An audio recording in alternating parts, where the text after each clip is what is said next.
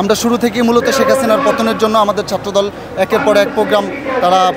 প্রণয়ন করেছেন। শিক্ষার্থীদের পক্ষে ছাত্রদলের রাজনীতি সবসময় পরিচালিত হচ্ছে। আগামী দিনেও ছাত্রদলের রাজনীতি সহনশীল, সৌহার্দ্যপূর্ণ এবং ভ্রাতৃত্ববোধের যে বার্তাটা সকল শিক্ষার্থী তথা সারা দেশের জনগণের মাঝে ছড়িয়ে দিবে। দেখুন, আপনারা নিশ্চয়ই জানেন যে আমরা বাংলাদেশ জাতীয়তাবাদী ছাত্রদল একদম আপনি যখন আমরা স্বৈরাচার শেখ হাসিনার বিরুদ্ধে যখন আমাদের আন্দোলন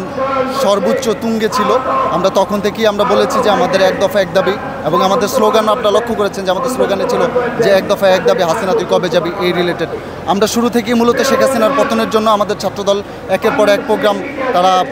প্রণয়ন করেছেন, দিয়েছেন। আমরা সেই দাবিতে মাঠে ছিলাম। আর বস্তুত আজকে গত বছর 2024 সালের 3রা আগস্ট মূলত সবাই মিলে সারা দেশের বাংলাদেশের ছাত্র জনতারা মিলে এক দফা ঘোষণা করেছিল সম্মিলিতভাবে, সমস্বরে, সবার কণ্ঠে, একই কণ্ঠে ধ্বনিত হয়েছিল যে আমরা 1 2 3 4 হাসিনা তুই গদি ছাড়, বা তারপরে যে স্লোগান এক দফা এক দাবি, হাসিনা তুই এখন যাবি। দ্যাট মিনস হচ্ছে যে 3রা আগস্টে যে সারা বাংলাদেশের ছাত্র জনতার যে সম্মিলিত স্লোগান, সম্মিলিত উচ্চকণ্ঠ হাসিনার পদত্যাগের দাবিতে, সেই দাবিটা যে আজকে 3রা আগস্ট হয়েছে, আজকে তার 1 বছর পূর্তি হয়েছে। এই পূর্তি উপলক্ষে আজকে ছাত্রদল এখানে ঐতিহাসিক ছাত্র সমাবেশ আহ্বান করেছে, এবং এই ছাত্র সমাবেশের মাধ্যমে জাতীয়তাবাদী ছাত্রদল এই বার্তাটা সবাইকে পৌঁছে দিতে চায়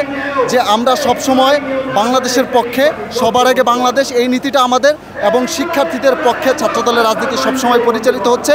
আগামী দিনেও ছাত্রদলের রাজনীতি সহনশীল, সৌহার্দ্যপূর্ণ এবং ভ্রাতৃত্ববোধের যে বার্তাটা সকল শিক্ষার্থী তথা সারা দেশের জনগণের মাঝে ছড়িয়ে দিবে, এই ছিল মূল আমাদের উদ্দেশ্য। আপনারা জানেন যে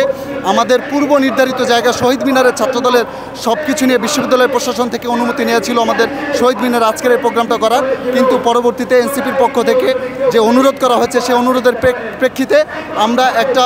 সাম্য, সৌহার্দ্যপূর্ণ এবং মানবিকতা এবং ভ্রাতৃত্ববোধের যে বার্তাটা ছড়িয়ে দেওয়ার মাধ্যমে আমরা শহীদ মিনার তাদের জন্য ছেড়ে আমরা শাহবাগের আজকের এই প্রোগ্রাম অনুষ্ঠিত হচ্ছে। তো আমাদের মনে হচ্ছে যে এই প্রোগ্রামটা আমরা এই বার্তাটা যেটা ছড়িয়ে দেওয়া, যে সারা বাংলাদেশে যেন আমরা বাংলাদেশের স্বার্থে, বাংলাদেশের সমৃদ্ধির স্বার্থে যেন সবাই ঐক্যবদ্ধ থাকি, ভ্রাতৃত্ববোধটা যেন সবার মাধ্যমে ছড়িয়ে যায়, এই জন্য আমরা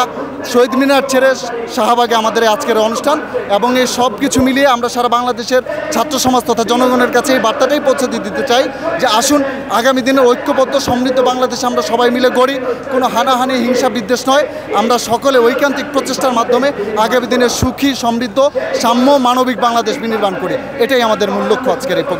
বিভিন্ন সংবাদ মাধ্যমে আমরা জানতে পেরেছি যে 400 লোককে একজন সেনাবাহিনী এবং তার স্ত্রী, তিনিও নাকি পুলিশের কর্মকর্তা ছিলেন, তারা মিলে তাদেরকে ট্রেনিং করার চেষ্টা করছেন যে গেরিলা অ্যাটাক করবে তারা বাংলাদেশের মানুষের উপরে। সো আসলে দেখুন, যেখানে স্বৈরাচার সকলের সিদ্ধান্তে পালিয়ে যেতে বাধ্য হয়েছে, যেখানে স্বৈরাচার পালিয়ে গিয়েছে,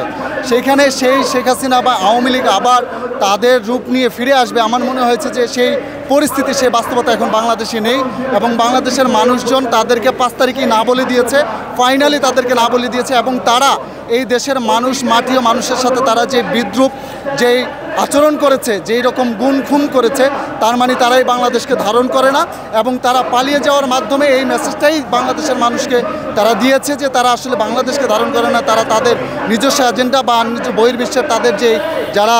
দাতা রয়েছে বা তাদেরকে যারা পরিচালনা করছে, তাদের এজেন্ডা বাস্তবায়ন করতেই তারা এতদিন বাংলাদেশে তাদের রাজনীতি পরিচালিত করেছে। এবং বাংলাদেশের এখনকার বর্তমান পরিস্থিতি অনুযায়ী বাংলাদেশে আর কখনো আমার মনে হয় না যে আওয়ামী লীগ আর তাদের সেই সমূলে বা স্বরূপে যে আবার বাংলাদেশের স্বার্থে তারা কাজ করবে, এই দাবি কখনো তারা বাংলাদেশে আর যৌক্তিকভাবে উপস্থাপন করতে পারবে না, কারণ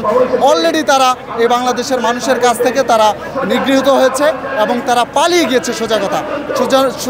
সুতরাং পালানো কোনো স্বৈরাচার আবার পরবর্তীতে এসে বাংলাদেশ পুনর্গঠনের স্লোগান ধরবে, এটা হাস্যকর। এবং আমরা মনে করি যে তারা যত ধরনের ষড়যন্ত্র করুক, যতদেরকে গেরিলা ট্রেনিং দিক না কেন, বাংলাদেশে আসলে তাদের আর অস্তিত্ব ওইভাবে নেই, এবং বাংলাদেশের মানুষ তাদেরকে আর গ্রহণ করবে না। এটা হচ্ছে আমাদের মূল বার্তা।